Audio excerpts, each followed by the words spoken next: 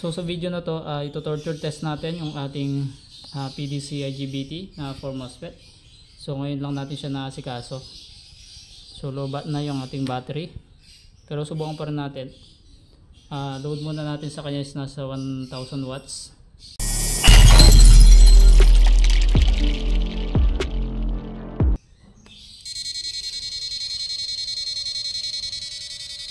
.1 amp yung kinakain niya sa out.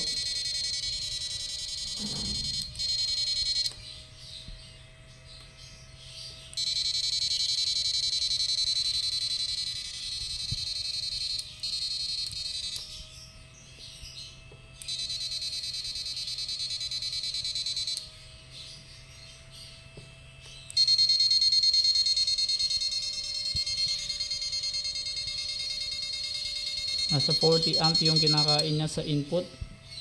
So sagad natin. And yung flip flop, taasan natin ng kaunti. 1.2. And dun sa out is 40 amp. Taasan natin yung flip flop niya.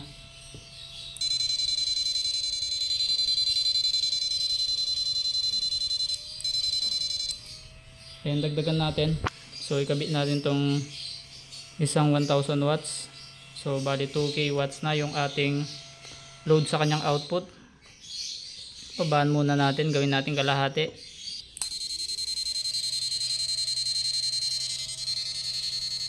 Nasa 23 amp 0.98.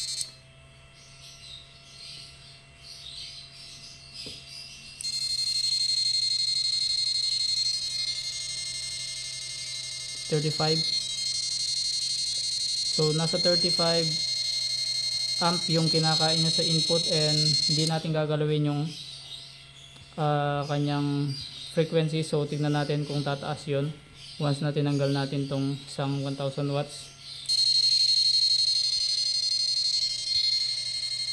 So 44. So yun, pag nadagdagan yung load niya, decrease siya sa kanyang kinakain sa battery. So bali yun yung trabaho ng auto duty niya. So once na bumigat yung load sa output, same pa rin yung nilalabas na 1.1 amp, and babawas siya sa kanyang input. So yun yung trabaho ng auto duty. So yung init ng MOSFET is napaka hina lang. So warm lang sila. Yung IGBT walang kainit-init.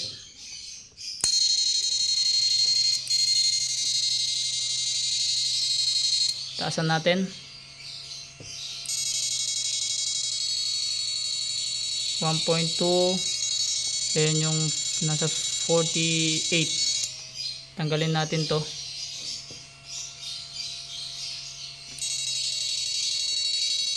So 1.3. Nasa 50 amp yung kinakain niya. So spark test natin.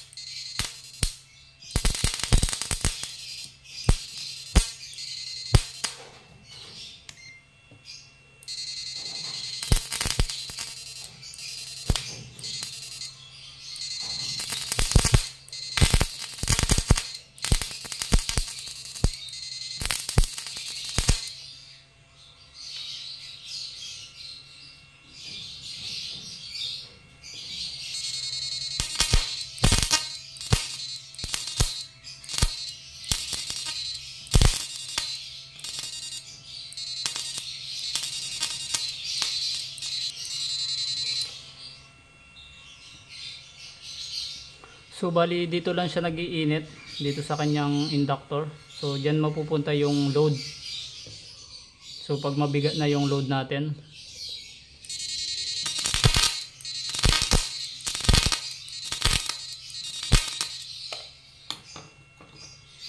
So subukan naman natin siya sa alat. So ayan na siya. Itong tubig na to may asin na yan. And pasensya nyo na, konti lang. Pero pang testing lang naman siya. And ito yung binabantayan ko sa kanya, nag-iinit tong inductor niya ng sobra. So pag nasa mabigat na siya na load tulad ng alat, so bibigay din to. So kailangan mag-upgrade tayo na mas makapal nito at mas mas makapal na AWG na wire. So bantayin nyo yung amperahe sa kanyang input and dito sa kanyang out. So yan, subukan natin siya. So nasa 30% lang tayo nung ating frequency.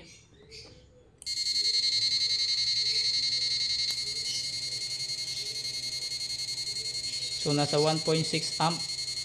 Ayun, nasa 17 ampere yung kinakain niya.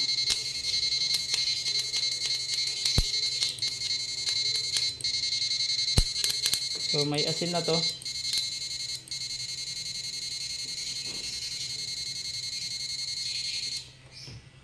So usog ko dito para mas makita nyo na maayos. So ito lang yung binabantayan ko sa kanya, nag-iinit. So yan lang yung i-upgrade sa circuit niyan.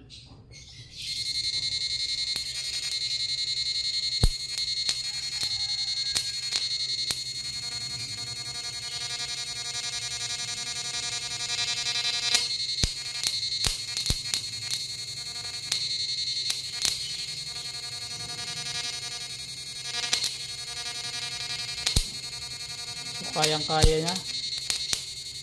So kayang-kaya yung alat, guys. Ayun nga lang, hindi natin siya pwedeng tagalan na gamitin din sa alat, lalo na manipis pa lang yung inductor natin. So i-adjust pa natin yan. So test lang naman to. Taasan natin yung kanyang frequency sa kalahati. Ay yung tama, yung kanyang frequency sa kalahati.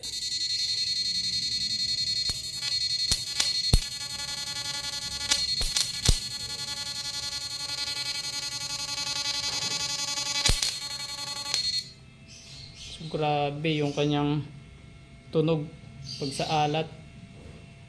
Yung MOSFET natin walang kainit-init, yung inductor lang may init ng kaunti. Yung IGBT medyo warm siya.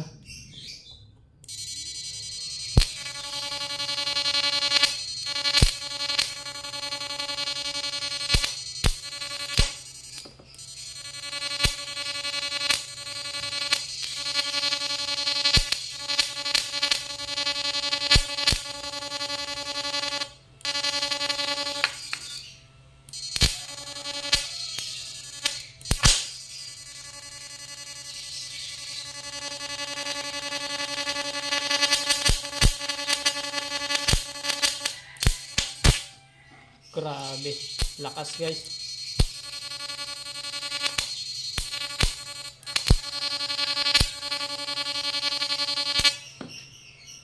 So ganun siya kalakas. So gumagana yung kanyang auto duty. So yung init sa ating IGBT is warm lang siya. Dito sa ating inductor, dito ako concern dahil yung gamit lang natin na AWG dito is nasa 19 lang ata yung ginamit natin dyan. So ayan siya, medyo parang nag-iba ng kulay yung inductor natin. Pero dito sa MOSFET tsaka sa IGBT napaka normal lang yung init nila. So tingnan natin yung inductor, parang nag-iba yung kulay niya. Parang nag-iba yung kulay ng inductor natin. So hindi naman. So subukan pa natin siya.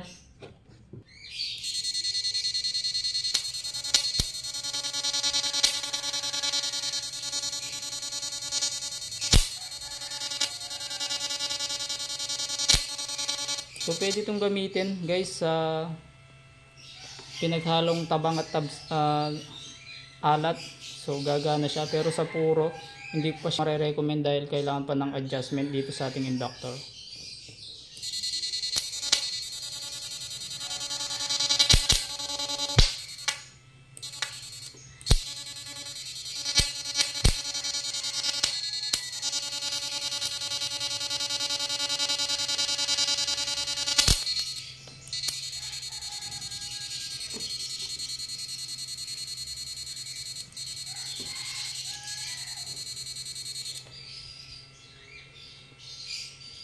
Normal lang yung init. Dito lang sa inductor talaga.